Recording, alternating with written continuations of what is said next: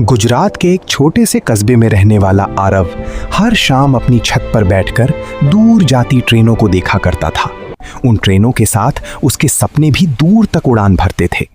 उसके पिता एक छोटी सी चाय की दुकान चलाते थे और माँ देर रात तक सिलाई करके घर का खर्च संभालती थी।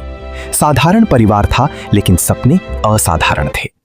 एक दिन बाढ़ के दौरान उसने जिला कलेक्टर को लोगों की मदद करते देखा।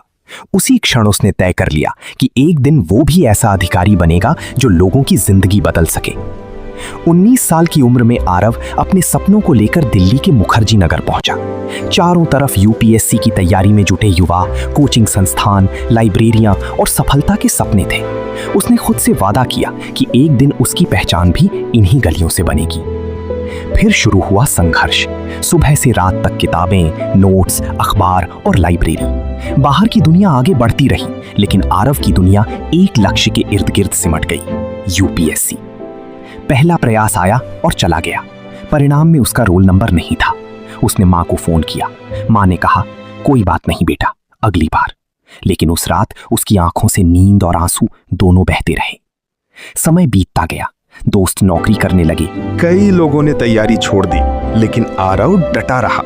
एक सर्द रात पिता का संदेश आया, मैंने इस बार नया स्वेटर नहीं खरीदा, तू अपनी किताबें खरीद लेना। वो संदेश पढ़कर उसे एहसास हुआ कि ये सिर्फ उसका सपना नहीं, पूरे परिवार की उम्मीद है। तीसरे प्रयास में उसने प्रीलिम्स और मेंस दोनों निकाल लिए। इंटरव्यू तक पहुंच गया। सफलता बस एक कदम दूर लग रही थी, लेकिन अंतिम परिणाम में वो चयन से केवल 7 अंकों से चूक गया। ये हार उसे भीतर तक तोड़ गई। एक शाम भटकते हुए उसने कुछ मजदूरों को देखा। दिन भर की मेहनत के बाद भी वे हंस रहे थे, जीवन का सामना मुस्कुरा कर रहे थे।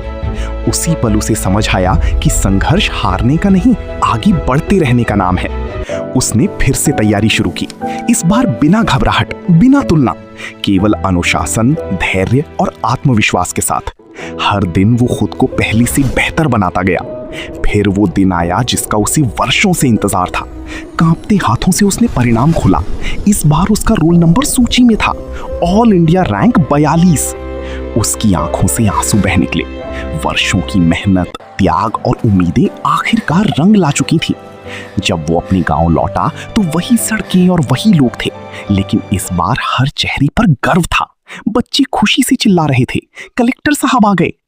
आरव मुस्कुराया, क्योंकि उसकी सबसे बड़ी जीत सिर्फ परीक्षा पास करना नहीं थी।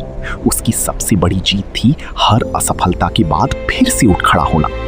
यही कहानी है एक सपने की, एक संघर्ष की और उस विश्वास